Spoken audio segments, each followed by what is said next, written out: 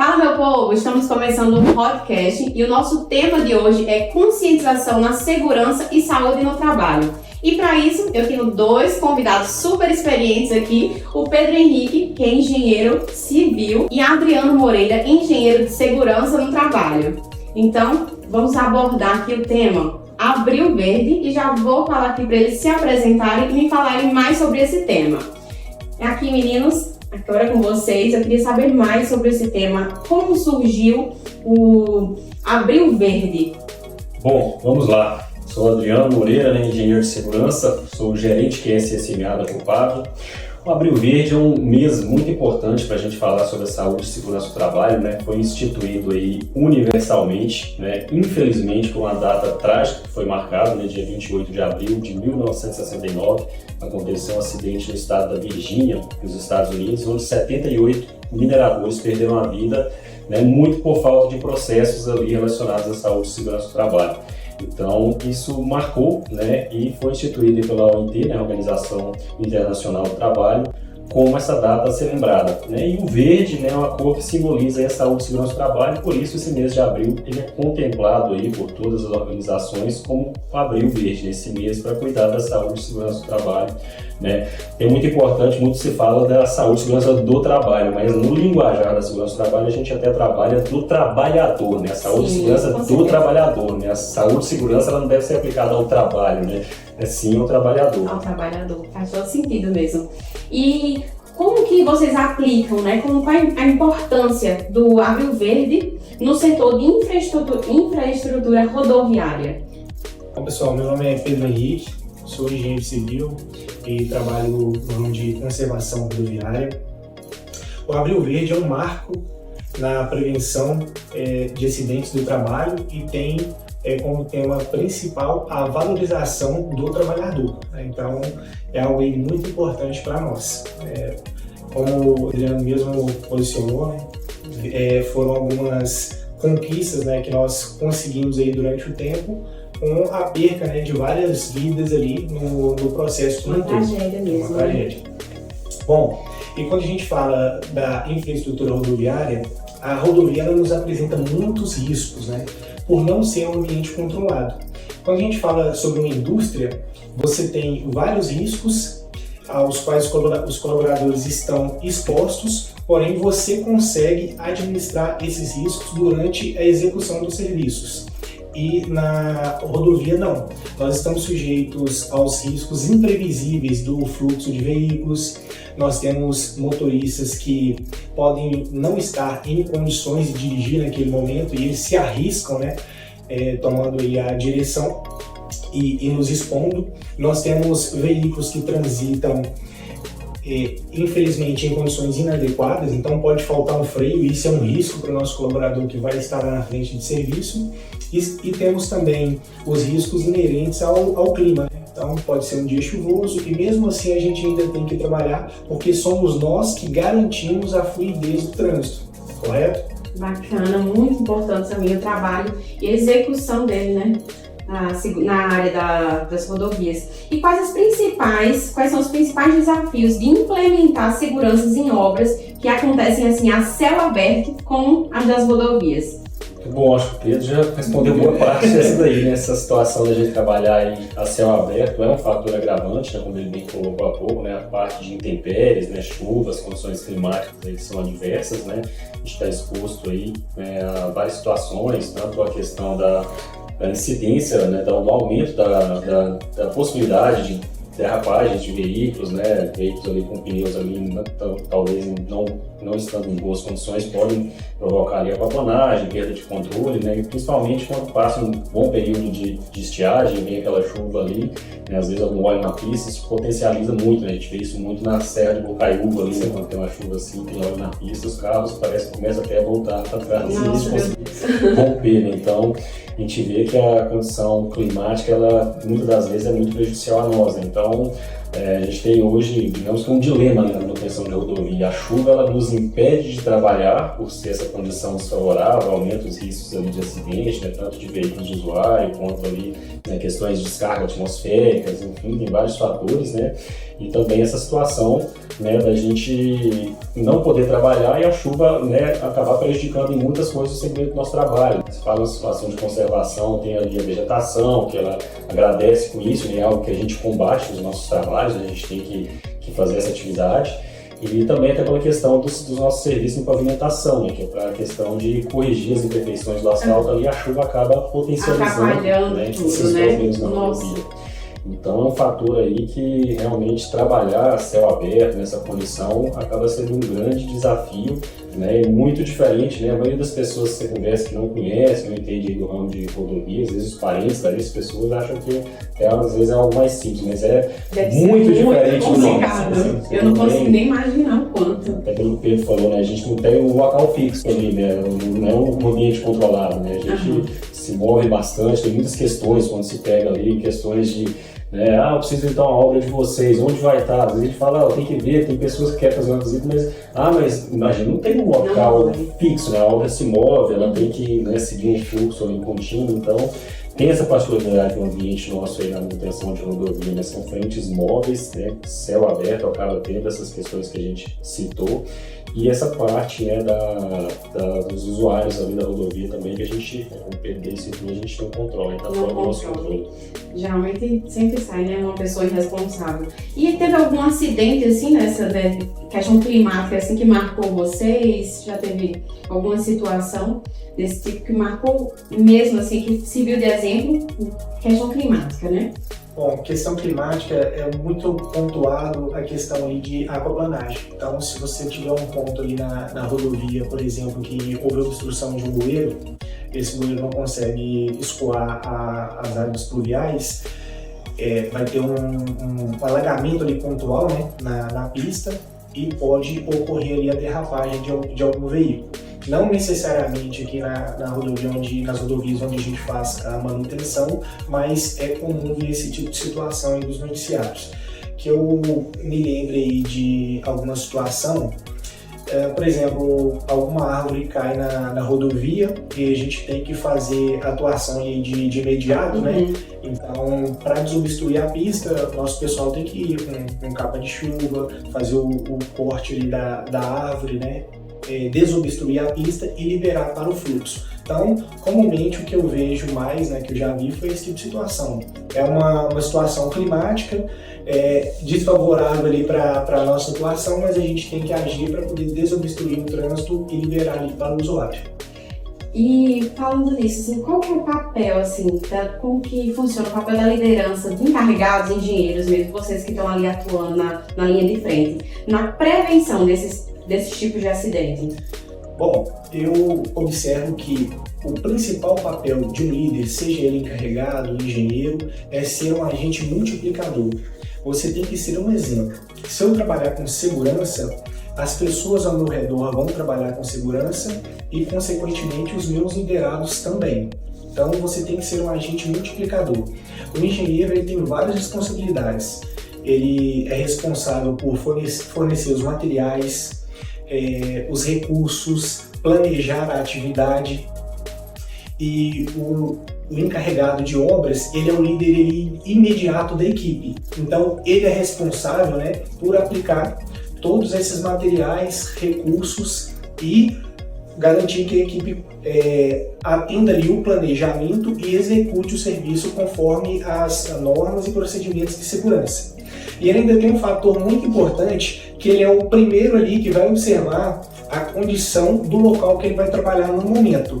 Então, se ele vir um obstáculo, como a gente falou anteriormente, né, que foi imprevisível, não está no nosso planejamento, ele tem que buscar ajuda, ele tem que levantar a mãozinha, né, e falar, eu preciso de ajuda aqui do setor de segurança para eu executar a minha atividade por causa desse imprevisto. Então, ele é responsável ali por acionar a equipe para que ele tenha um apoio. Entendi, tem que estar bem alinhado, né? Sim. Liderança, os funcionários, para que tudo flua, né? E eu queria mudar aqui do assunto, tocar num assunto polêmico. Muita gente separa vida pessoal do trabalho. mas hábitos como álcool, cigarro, impactam diretamente no desempenho da segurança, concordam? Como isso acontece na prática na área de vocês? Realmente é um ponto aí que a gente tem trabalhado bastante, né? Principalmente a questão do álcool e do tabagismo, né? A gente precisa conscientizar aí o pessoal, né? Os nossos colaboradores e os da nossa casa, que isso realmente se multiplique, né? Essa questão a gente sempre usa nas nossas conversas aí com os nossos operacionais aí, o nosso pessoal, os nossos colaboradores, né? A parte ali que eles estão muito ligados, eu acho que é uma comparação muito fácil de se entender, né? Que é a questão, né, das peças da máquina e das peças do nosso corpo, né? Você pega a questão da máquina ali, nós temos operadores de tratores, operadores de mini carregadeiras, de rolo compactador, caminhão, enfim, todas essas máquinas utilizam filtros ali, né? Que é uma peça que ela está ali para saturar de partículas ali que não são para ser absorvidas pelo motor do veículo, né? Para que aquilo fique no filtro e esse filtro depois ele é trocado. Nós no corpo humano temos um pulmão, né? O pulmão nosso ele é feito para reter essas partículas indesejáveis para o nosso organismo, né? E ele se elimina à medida que ele consegue. Uma pessoa fumante a gente vê, né? Só pesquisar na internet, a gente observa ali a destruição que causa no pulmão, né? E eu brinco sempre com o nosso operacional, né? Quando você pega ali um filtro da máquina, você vai ali na esquina, compra outro e coloca no lugar. É verdade. Pulmão, o nosso corpo não é assim, não. Não funciona a gente tem assim. que conscientizar isso, né? A questão do álcool aí também, que a gente chama aí como a porta de entrada dos entorpecentes, né? Aquele que acaba, às vezes, levando a pessoa ali aquele sentimento de querer ir mais além, de querer, né, ter ali essa questão de sentir algo diferente ali, pela alguma coisa estranha ali do corpo, vamos dizer, né? Coloca ali mal, dá ali aquela adrenalina, vamos dizer. Né? Às vezes fugir de uma questão que está passando um problema, de um estresse pontual, uma situação, aí quer beber, né? E o álcool abre essa porta para outras situações, a gente sabe, das drogas, né? Então, a gente sempre vai na raiz do problema, né? Tem que eliminar essas situações, né? O álcool, né? Desde que seja bem administrado, acho que, né, muitos dos nossos funcionários, a gente mesmo tem um momento social, às vezes tomar um vinho, tomar uma cerveja ali para, né, descontrair, mas que isso seja algo de descontração, não algo rotineiro. E nas obras isso prejudica muito, né? A gente vê casos de funcionários que chegam, né, ou com aquela famosa ressaca, ou até às vezes embriagado, e isso prejudica muito a equipe dele, né, e dos colegas, porque ele acaba se colocando em risco, os colegas, para ter que cuidar dele ali, para algum descuido, se aproximar de algum veículo, alguma situação de risco, tem que cuidar dele. Então, e existe uma punição para um funcionário que chega assim, dessa forma? Já passei por situações que eu identifiquei ali no momento do IDS, que é o diálogo diário de segurança, que um colaborador ele não estava apto para o serviço, ele estava ali com sintomas de embriaguez. Então, eu não posso arriscar mandar esse colaborador, né, para a atividade. Ele vai ser um risco para ele mesmo e para os seus colegas. Então, quando a gente identifica, a gente reserva um espaço em particular, conversa com esse colaborador, faz a observação de que ele não está apto para trabalhar naquele dia, com todo respeito, a gente pergunta se ele quer ir a um hospital, a um pronto atendimento, se ele quer retornar para a casa dele, porque naquele momento ele não consegue trabalhar, correto? E também tem o setor de recursos humanos da empresa que pode fazer uma ponte com esse colaborador para que ele possa procurar vir tratar essa dependência. Então a gente tem que agir de forma humana aí nessa questão. E quanto ao pontuado, né, pelo Adriano, além de todas as outras situações do cigarro, a rodovia é um ambiente dinâmico, então nós não trabalhamos no mesmo ponto continuamente. Então a rodovia, quando a gente faz o serviço de roçada, por exemplo, ele é um serviço dinâmico, a gente vai trabalhando ali e vai avançando. E se esse colaborador fumar e jogar uma bituca de cigarro nas margens da rodovia, ele vai provocar um incêndio. Então a gente tem que trabalhar esse tipo de situação com eles também. Tem um local adequado, né, se eles quiserem fumar, que seria um fumódromo, ou na hora do almoço ali, a gente almoça sempre em restaurantes. Quando a gente trabalha com frentes fixas, aí a gente adapta o fumódromo. Quando é um serviço dinâmico, aí ele vai ter ali o horário de almoço. Mas é claro que a gente sempre faz ali a instrução para eles, aquele DDS ali, pro cuidado com a saúde, né, Adriano? Que fala ali sobre os riscos, né, do tabagismo. Sim, e como vocês mesmos falaram, né, tem uma raiz para esse tipo de problema e geralmente está atrelado à saúde mental. Sim. E eu queria falar um pouco sobre isso. Se fala muito em saúde mental, mas ela também faz parte da segurança do trabalho. Vocês falaram que tem esse acompanhamento do RH de alguma forma. Como que a empresa intervém em situações como essa, um funcionário que está nitidamente com um problema assim, de saúde emocional, saúde mental? A segurança do trabalho, ela trabalha com 3 princípios: atenção, tempo de resposta e tomada de ação. Então, se a pessoa, se o colaborador ele não estiver em boas condições mentais, ele vai influir em um desses 3 princípios e vai acabar provocando um acidente, correto? Então, nós sempre procuramos trabalhar de uma maneira o mais receptiva possível para que os colaboradores eles possam sinalizar quando eles estão passando por alguma dificuldade. Então, o que nós podemos fazer de imediato, né, na tomada de ação no campo é identificar colaboradores que não estão aptos para atividade ali naquele determinado momento. Sim, né, com relação a essa questão de saúde mental, a gente já vem trabalhando, né, desde maio de 2025, já foi, né, colocado como responsabilidade das organizações, das empresas, né, esse tratamento da saúde mental.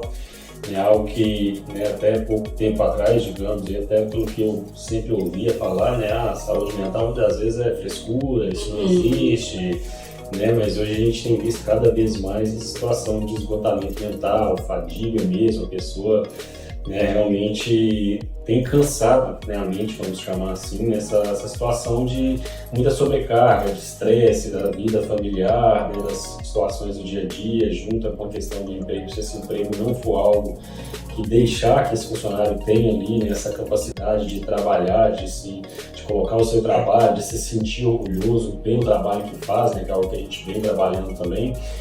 Acho que ficou muito claro aí para todas as organizações que, né, a segurança do trabalho ela é evolutiva, né? Você não vai chegar no ponto de dizer assim, não, tal organização ou tal empresa atingiu a excelência em segurança, ela está sempre evoluindo. Sim. Então, com essa questão da saúde mental ficou muito notável aí nos últimos tempos que se não fosse feita alguma coisa, né, a situação poderia ficar, né, cada vez pior.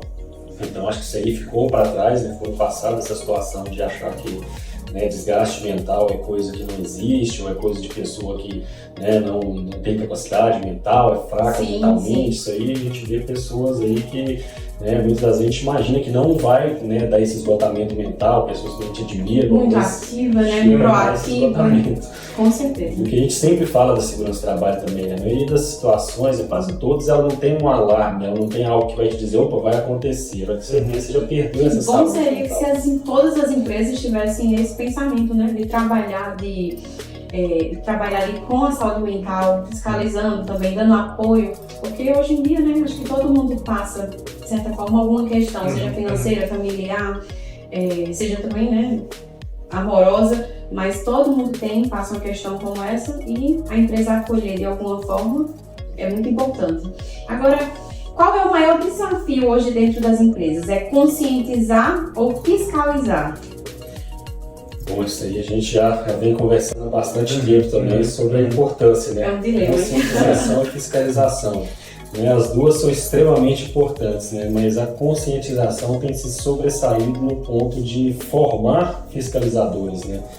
Então a obra aqui da Eco-Rodovias, da Eco-135, a Ecovias Norte Minas, né, que é onde o Pedro faz a coordenação hoje, é um exemplo para toda a Copab, né? É um exemplo que a gente quer implantar em todas as obras da Copab, porque aqui a gente tem visto muitos funcionários, né, os nossos colaboradores, com esse entendimento claro, né, da parte de fiscalização, porque eles estão bem conscientizados. Então, até estava citando com o Pedro aqui mais cedo que, né, a própria legislação nossa acho que ainda falha nesse ponto, porque se você for pegar a legislação brasileira, e é o que a maioria das vezes a empresa segue à risca, né, ela pede ali para cada empresa igual a Copab, um grau de risco 4, que é o maior grau de risco, né, representado a segurança ali, ela teria que ter, pela lei, a partir de 50 funcionários, um técnico de segurança. E até o limite de 100, somente um. Só passaria a ter 2 após, né, atingir o número de 100 funcionários. Então, quando a gente pega essa matemática aí, né, por exemplo, se eu tiver 99 funcionários então, hoje na Copab, um técnico de segurança seria suficiente. é pouco, né, para o tanto de risco que a gente tem no nosso ambiente, como a gente já citou desde o início, um ambiente adverso, com condições que não são controladas. Quando você olha essa situação, né, a gente precisa muito dessa parte de formar fiscalizadores. A gente forma esses fiscalizadores através da conscientização. Então, refletindo sobre o exemplo aqui da Ecovias Norte Minas, que a gente tem a obra, né, o pessoal daqui eles estão num nível tão bom de engajamento com conscientização que eles já estão fazendo esse papel de fiscalizar até mesmo o nosso cliente. Já aconteceu 2 situações de chegar representante do nosso cliente na obra e eles, né, chamarem a atenção, dizer, nossa, tá faltando um equipamento de proteção aqui e tal. É que a gente sempre induz eles, né, com educação, com agilidade, né, para que eles se sintam à vontade para fazer isso. Né, e já aconteceu situações também, a gente estava comentando, dessas pessoas não receberem isso muito bem, desses agentes fiscalizadores não ficarem, né, se ofenderem, né, com a chamada. Por isso, mas aí nós, a Copar, fazemos o contrário, né, porque a gente já está ciente disso aí, tem que pegar esses funcionários nossos, esses colaboradores e premiá-los, para que eles se sintam cada vez mais motivados a fazer. Esse reconhecimento é importantíssimo. Porque senão, com essa situação, eles acabam se sentindo reprimidos. Ah, será que eu fiz certo então? Né? Eu fui, né, achando que eu sabia, né, ter advertido a tal pessoa por estar, né, se colocando aqui em risco, mas não, então eu estou errado, porque ela é uma pessoa, né, do nível técnico maior, estudada. Então isso é muito difícil hoje da gente trabalhar essa conscientização. Então quando você coloca conscientização e fiscalização, nós estamos optando pela conscientização, porque através da conscientização a gente vai formar esses vários, né, fiscalizadores aí, que é muito importante nas obras. Importante também, né, que ele não se intimidou, né? Sim. Mesmo sendo uma pessoa superior, assim, né? Em questão de atuação, não se intimidou, foi lá e corrigiu. E o que foi feito aí para esse funcionário, gente? Me fala. Esse colaborador, ele foi eleito ali um colaborador de destaque, né, naquele momento, pela equipe de segurança do trabalho. E geralmente a gente sempre dá um brinde ali, né, para gratificar esse colaborador e para poder mostrar que ele está no caminho certo. Sim. E só contribuindo, né, para essa questão, quando a gente fala sobre conscientização, na conscientização você tem uma equipe trabalhando em prol da segurança e na fiscalização você tem uma pessoa fiscalizando para que uma equipe trabalhe em segurança. Então é muito mais fácil gerir ali os serviços, né, quando você tem a equipe conscientizada. Dá mais trabalho, com certeza, mas a longo prazo é mais eficaz. Muito bom. Eu continuo com esse assunto, acho que dá para a gente render bastante. Né? A parte de fiscalização, né, acontece, né, às vezes para o nosso pessoal aí, nossos colaboradores, muitas das vezes deles se sentirem realmente incapazes de tomar certas decisões. Então daí que vem essa importância, né, que a gente vem citando de parabenizar, né, de premiar. Isso gera segurança nele, né? Isso, dar esse apoio para eles nesse momento, quando alguém se sentir ofendido por uma chamada de atenção, né, para que eles entendam, não, você está no caminho certo, não, né, continue, é isso aí. Né? E a gente vê muito acontecer nas nossas obras, às vezes é até cultural da parte deles acharem que eles não têm capacidade para certas situações. Acho que um exemplo muito claro que acontece nas nossas obras de chegar a gente chegou em treinamentos nossos ali e entender que é um simples gesto, uma simples motivação que eles tenham, que eles podem nos ajudar significativamente nesse papel fiscalizador. Porque é eles que passam o dia a dia na obra ali, é eles que estão diretamente ligados aos riscos, estão todos os dias ali naquele ambiente. Então a gente já aconteceu, por exemplo, aí de chegar numa obra para fazer um trabalho de conscientização e o funcionário, né, a gente teve um funcionário que teve um certo acidente, né, caiu numa caixa aberta, por exemplo, que estava ali na rodovia. E nesse momento que a gente foi conscientizar sobre esse risco, né, do funcionário ali, ter essa atenção e tal, ter tido a queda, vários outros colegas de trabalho levantaram para manifestar que não, tem outras desse mesmo tipo, já aconteceu assim. A gente vai perguntando, mas quanto tempo? Já chega a situação do pessoal fala, não, tem 3 meses que a gente passa em tal local e está assim. Então, será que tem que esperar pessoas se acidentarem para que crie um marco? É igual a questão do dia 28, aí, comemorado o Dia Mundial da Saúde do nosso trabalho. Infelizmente, por uma situação trágica, né, 78 pessoas perderam a vida. A gente tem que parar de tratar isso como um número, não é impactante, são 78 pessoas. Sim. Não 78 famílias envolvidas, quantas crianças ficaram órfãos, né, o que essas pessoas, né, foi um soterramento da mina, muitos morreram de forma agonizante, ali, então isso tem que ser bem lembrado. E a gente tem que trabalhar muito nessa parte de conscientização e fiscalização para não esperar esses exemplos, né? Esses exemplos trágicos não são a melhor situação.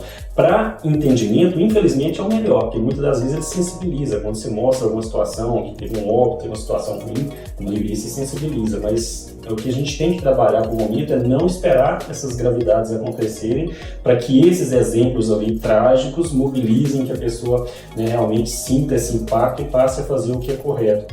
Então, acho que nas nossas obras é muito importante nesse ambiente, né, no geral, vamos dizer, né, que todo, né, funcionário, todo colaborador das empresas tenha um treinamento, tenha capacidade de se sentir confortável para fazer esse papel fiscalizador, para que ele venha e faça um alerta de um risco, né, igual essa situação, né, é triste você ter que esperar ali, aconteceu um acidente com um colega deles, né, para que ele chegar nesse momento assim, não, tem 3 meses que isso estava assim, então, né, se tivesse falado há 3 meses atrás, talvez aquele colega dele não tinha tido um acidente, né, foi uma lesão leve e tudo, 2 dias já estava de volta, mas poderia ser pior, né, depois eles citaram, não, tem caixas dessas de passagem que está eletrizadas também, a gente passa, tem fiação exposta, tem energia, então são situações que a gente trabalha cada vez mais para que esse nosso pessoal aí, né, os nossos colaboradores, tenha essa tranquilidade, essa confiança de, ó, eu sei o que eu estou fazendo, eu sei o que eu estou falando.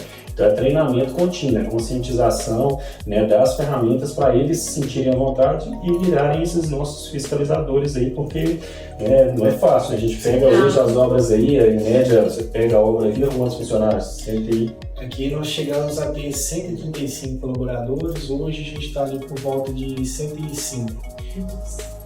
É muita gente, mas se você colocar, né, e são equipes, né? Você pega geralmente uma equipe de 10, 12, até 15 funcionários. Então, se a cada equipe dessa, com média de 15, 10, 15 funcionários, você tiver 1, 2 ou todos conscientizados ali, o risco diminui significativamente. Então, a gente tem que... E quantos encarregados vocês têm, assim?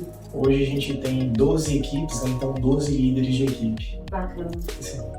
Muito bacana. E qual que é a mensagem que vocês deixariam para os trabalhadores, né, nesse Abril Verde, de conscientização? Bom, a mensagem que eu posso deixar é que o bem maior que nós temos é a vida. Então, cuide e deixe ser cuidado. Bom, da minha parte é o que eu sempre falo com os nossos meninos aí, né, que a gente quer deles é só o suor, o sangue eles deixam para outra coisa que eles não vão precisar dele. Então, vá para a obra, soe bastante, né, dê o seu suor ali, trabalhe em prol dos seus objetivos, mas o seu sangue, né, a Copab não vai querer de forma alguma. Então, um recado aí não só para a Copab, mas para todas as organizações, todas as empresas, né, que realmente se preocupem com esse momento, que adotem essa data, né, do dia 28 de abril aí como um marco realmente para a gente trabalhar e reforçar nessa situação da prevenção, da saúde e segurança, que deve estar sempre em primeiro lugar, né, para o trabalhador, né. Coloquei que no ambiente da segurança do trabalho a gente tem, né, trabalhado essa visão. Muitos falam saúde e segurança do trabalho, a gente tem colocado do trabalhador, porque ele está precisando ser protegido e cuidado, né, e daí vem essa importância. Já queria agradecer a participação de vocês, do Pedro Henrique e do Adriano, e a gente finaliza aqui o nosso podcast sobre conscientização de segurança e saúde no trabalho, tá? Próximos temas ficarão por vir, então fica coladinho com a gente, que em breve teremos mais.